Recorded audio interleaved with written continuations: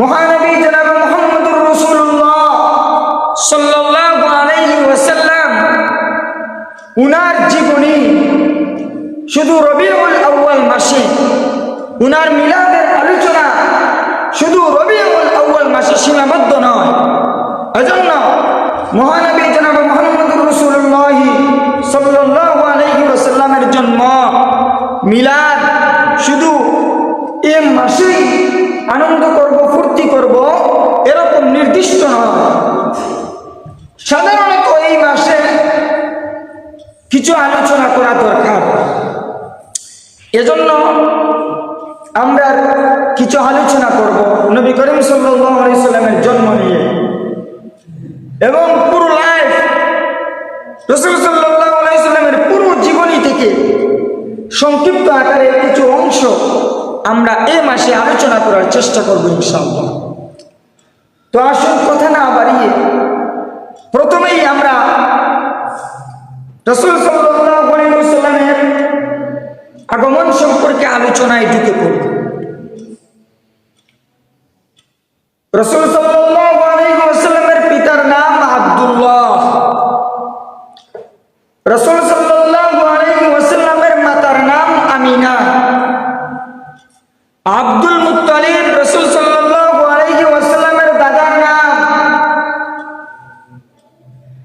Abdul Muttalib যখন আমিনা এবং আব্দুল্লাহর বিবাহ দিয়ে দিলেন, তখন আব্দুল্লাহ এবং আমিনার উভয়ের মিলনে মহানবী জনাব মুহাম্মদুর রাসূলুল্লাহ সাল্লাল্লাহু আলাইহি ওয়াসাল্লাম আমিনার গর্ভে প্রবেশ করলেন। এখানে একটি বুঝার বিষয় হলো, জানার বিষয়, এটি হচ্ছে একটি মুজিজা। সাধারণত আমাদের মারা যখন গর্ভবতী হন তখন তাদের মধ্যে অনেকটা পরিবর্তন দেখা যায়। যেমন তাদের মধ্যে বমি বমি ভাব, শরীরটা কিছুটা দুর্বল হয়ে যাওয়া, পেটে ব্যথা করা, শরীর ভারী হয়ে যাওয়া, এরকম একটা ভাব, একটা পরিবর্তন আসে।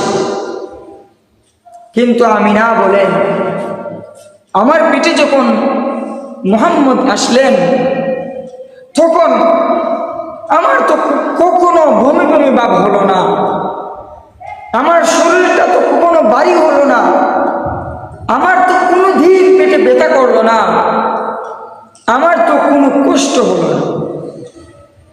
তাহলে দেখেন রাসূল সাল্লাল্লাহু আলাইহি ওয়াসাল্লাম জন্মের সূচনা থেকেই উনার মুজিজা শুরু হয়ে গেছে। সুবহানাল্লাহ বলেন। জনাব মুহাম্মদুর রাসূলুল্লাহ সাল্লাল্লাহু আলাইহি ওয়াসাল্লাম উনার মার মাতৃগর্ভ থেকে রবিউল আউয়াল মাসে আগমন করলেন। কত তারিখ ইখতিলাফ আছে।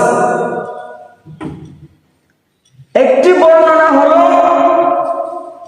মহানবী জনাব মুহাম্মদুর রাসূলুল্লাহ সাল্লাল্লাহু আলাইহি ওয়াসাল্লাম রবিউল আউয়াল মাসের 9 তারিখ জন্মগ্রহণ করেছেন।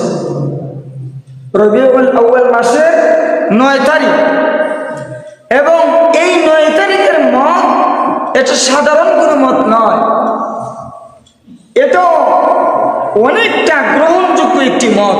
রবিউল আউয়াল মাসের 9 তারিখ রাসূল সাল্লাল্লাহু আলাইহি ওয়াসাল্লাম জন্মগ্রহণ করেছেন, রিচার্জ হয়েছে। 2 নম্বর বর্ণনা,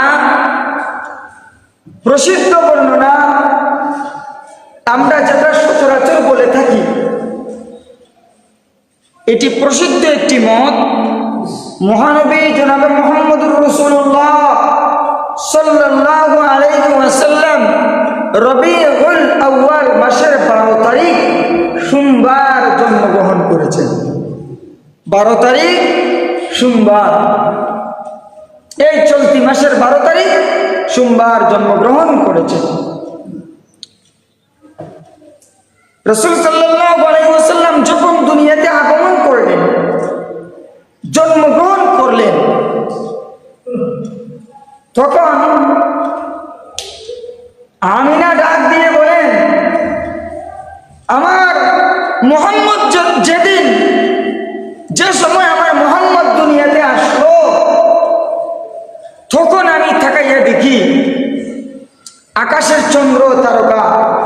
এগুলি যেন আমার গড়ে চলে এসেছে।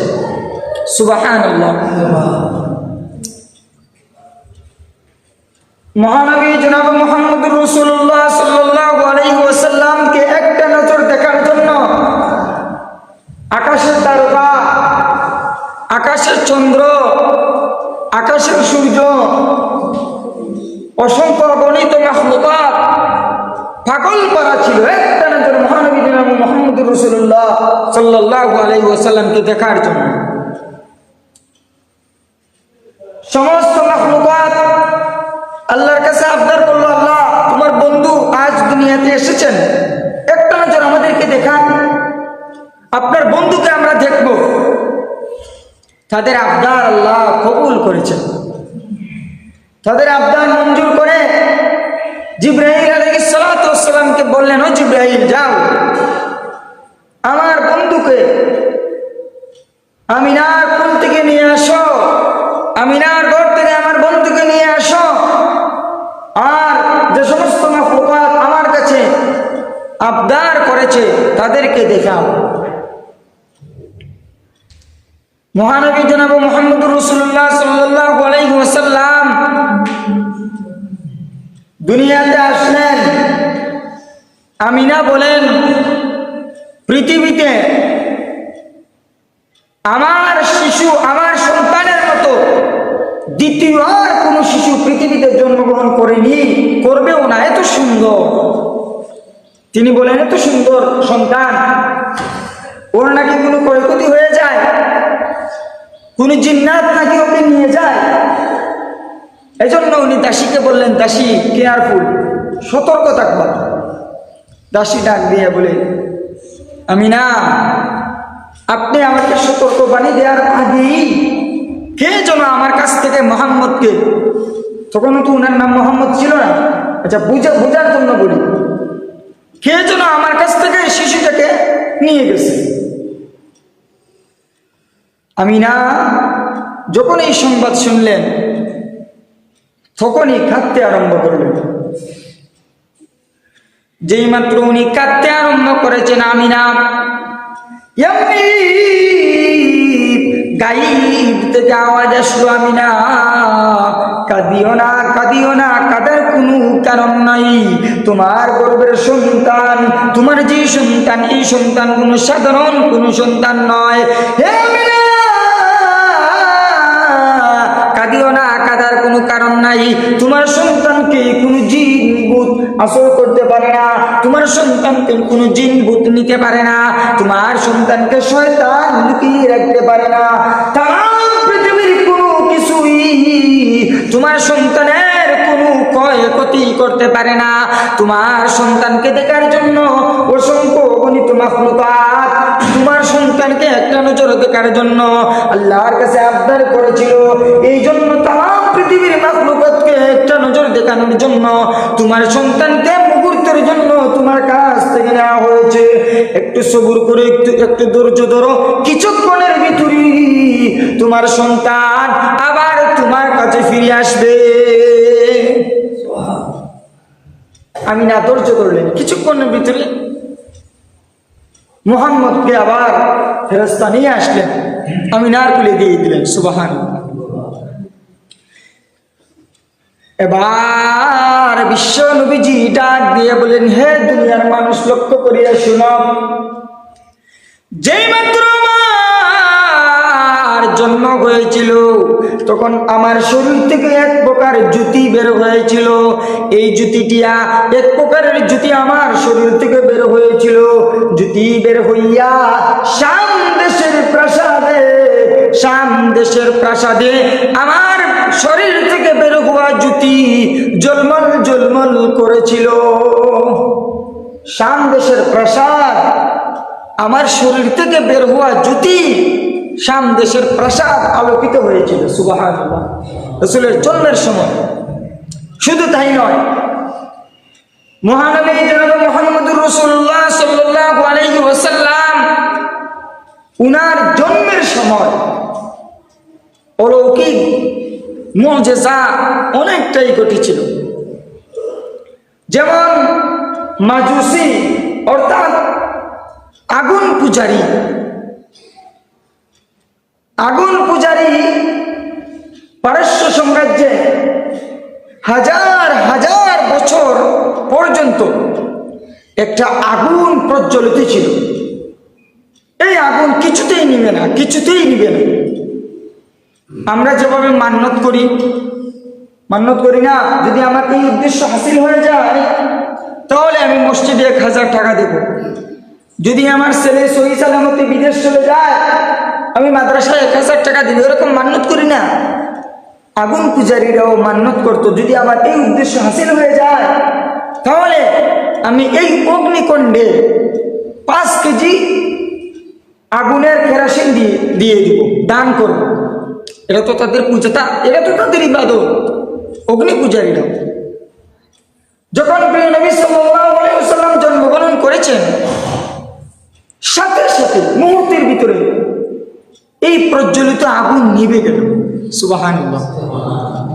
শুধু তাই না, মহানবী জনাব মুহাম্মদুর রাসূলুল্লাহ সাল্লাল্লাহু আলাইহি ওয়াসাল্লাম যখন জন্মগ্রহণ করেছেন তখন কিসরার প্রাসাদ কম্পিত হয়েছিল।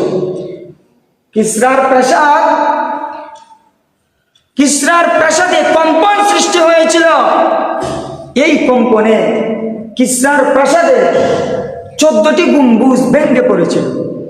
সুবহানাল্লাহ বলে মহানবী জনাব মুহাম্মদুর রাসূলুল্লাহ সাল্লাল্লাহু আলাইহি ওয়াসাল্লাম যেই মাত্র জন্মগ্রহণ করেছেন, সাথে সাথে কিসরার প্রাসাদে 14টি গম্বুজ ধসে পড়েছিল, ভেঙে পড়েছিল। এটা সাধারণ কোনো গম্বুজ নয়, অনেক শক্তিশালী মজবুত মিস্ত্রি দ্বারা এই গম্বুজগুলো তৈরি করা হয়েছিল। সাধারণত এই গম্বুজগুলো ভেঙে পড়ার গম্বুজ নয়, এত শক্তিশালী শক্ত গম্বুজ ছিল, কিন্তু এই গম্বুজগুলো ভেঙে পড়ে রাসূল সাল্লাল্লাহু আলাইহি ওয়াসাল্লামের জন্মের সময়। তাহলে দেখেন, এগুলো হচ্ছে রাসূল সাল্লাল্লাহু আলাইহি ওয়াসাল্লামের জন্মের সময়কার ঘটে যাওয়া ঘটনাগুলো।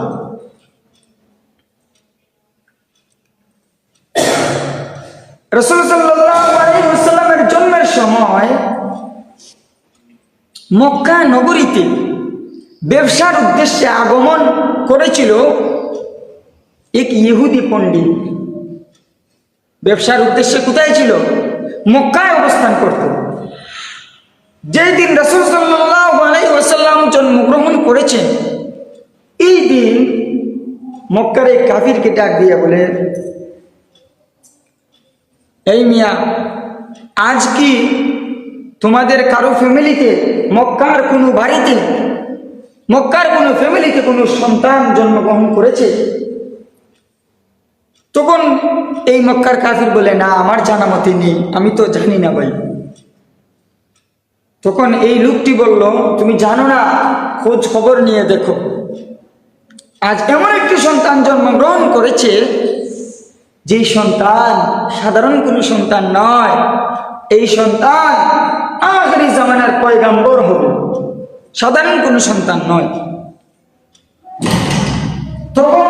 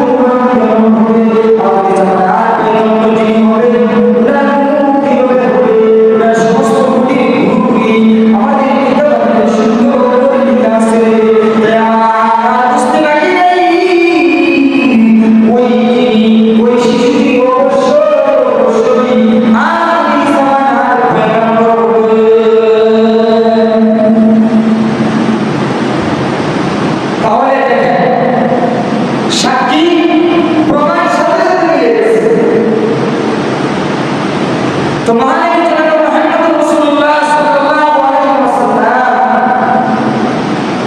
জন্মগ্রহণ করে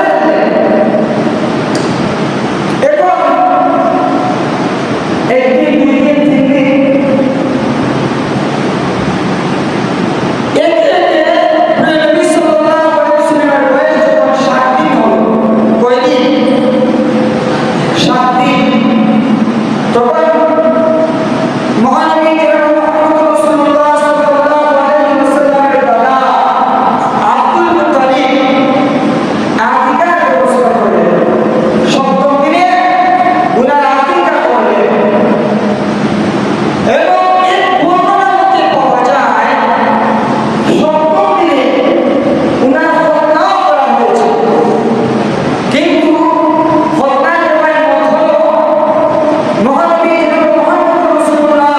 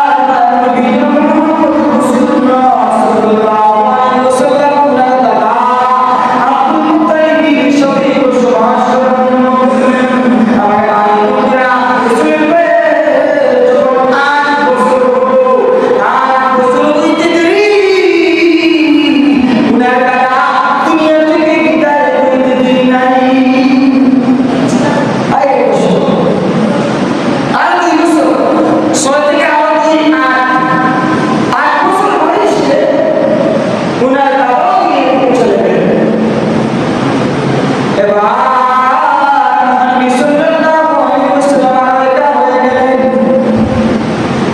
মনে মনে বলতেছে, হায় দুনিয়ায় আসার পরে আমার বাবাকে দেখলাম না। কত করে 6 বছর বয়সে বাবা চলে গেলেন। দাদার কাছে বসবাস করতাম, 2 বছর পরে দাদাও চলে গেলেন। এখন তো একা হয়ে গেলাম। আব্দুল মুত্তালিব 8 বছর বয়সে যখন বিদায় হয়ে গেলেন, তখন মহাবিজা মুহাম্মদ রাসূলুল্লাহ সাল্লাল্লাহু আলাইহি ওয়াসাল্লাম উনার চাচা আবু তালিবের কাছে বসবাস করা শুরু করলেন। কার কাছে বসবাস করা শুরু করলেন? কার কাছে? আবু তালিব উনার চাচার সাথে বসবাস করা শুরু করলেন। তখন আবু তালিবের সাথে বসবাস করলেন। আবু তালিবের সাথে বসবাস করে রাসূল সাল্লাল্লাহু আলাইহি ওয়াসাল্লামের জীবন দশায় অনেক ঘটনাগুলো ওনার সাথে ঘটেছিল। রাসূলের সিরাত যদি বলতে থাকে, রাসূলের সিরাত বলতে আপনার জীবন শেষ হয়ে যাবে। কিন্তু এই সমুদ্রে, বিশাল বড় সমুদ্রে এক ফুটু জল কমবে। আচ্ছা বলেন তো দেখি, বিশাল বড় সমুদ্র থেকে আপনি যদি পানি উঠাইতে থাকেন তাহলে সমুদ্রের পানি শেষ হবে? সমুদ্র বললি মানে আমাদের এই পুকুর থেকে কত মানুষ দিনে যে পানি নেয়, কিন্তু পুকুরের পানি কমে না। এভাবে রাসূলের সিরাত এটি মহাসাগর, সমুদ্র, এটা বলতে বলতে এক ফুটু আপনি কমাতে পারবেন। রাসূল সাল্লাল্লাহু আলাইহি ওয়াসাল্লাম মূল পয়েন্টগুলো বলতেছি। রাসূল সাল্লাল্লাহু আলাইহি ওয়াসাল্লাম 8 বছর বয়সে দাদা বিদায় হওয়ার পর উনার চাচার সাথে বসবাস করা শুরু করলেন। চাচার সাথে এবার 8 থেকে 12 বছর বয়সে যখন উপনীত হলেন, কয় বছর বয়সে? 12 বছর বয়সে যখন উপনীত হলেন, তখন রাসূল সাল্লাল্লাহু আলাইহি ওয়াসাল্লাম অনেকটাই বুঝেন। 12 বছর বয়সে সন্তান অনেকটাই বুঝেন। প্রিয় নবী মুহাম্মদ রাসূলুল্লাহ সাল্লাল্লাহু আলাইহি ওয়াসাল্লাম উনার 12 বছর বয়সে উনার চাচাকে ডাকিয়ে বলতে আরম্ভ করে দিয়েছেন, চাচা যান, আমি আপনার সাথে কাজ করব। আবু তালিব বললেন, কি বলো বাবা? আমার সাথে তুমি কাজ করবে? এটা একটা বলো, আমি তোমাকে কোনোদিন কাজ করতে দেব না। আমার বাবা তোমার দায়িত্ব আমার কাছে দিয়ে গেছেন। আমার ভাই তুমি এদিন নাই, তুমি এদিন, তোমাকে আমি কোনো কাজ করতে দেব না। আবু তালিব তিনি একজন ব্যবসায়ী মানুষ ছিলেন, ব্যবসা করতেন, সিরিয়ায় ব্যবসা করতেন, মালপত্র সিরিয়ায় নিয়ে বিক্রি করতেন, সস্তা মাল কিনে মক্কায় বিক্রি করতেন, এভাবে ব্যবসা করতেন, একজন যেমন চালাইতেন। এবার রাসূলের 12 বছর বয়সে উনি ব্যবসার উদ্দেশ্যে রওনা হলেন। আবু তালিব মায়া করে ডাকতে বলেন, চাচা যান, আপনি যতই নিষেধ করেন না কেন, আমি কিন্তু আপনার সাথে সিরিয়ায় যাব। আমি কিন্তু আপনার সাথে সিরিয়ায় যাব। অনেক বিরক্তি করার পরে আবু তালিব মায়ের নবীকে রেখে যেতে পারেন নাই। তারপর বললেন, আচ্ছা ঠিক আছে বাবা, চলো আমার সাথে, তুমি তোমাকে কোনো কাজ করতে হবে। তখন প্রিয় নবী সাল্লাল্লাহু আলাইহি ওয়াসাল্লাম উনার চাচাদের সাথে সিরিয়ার উদ্দেশ্যে আগমন করলেন।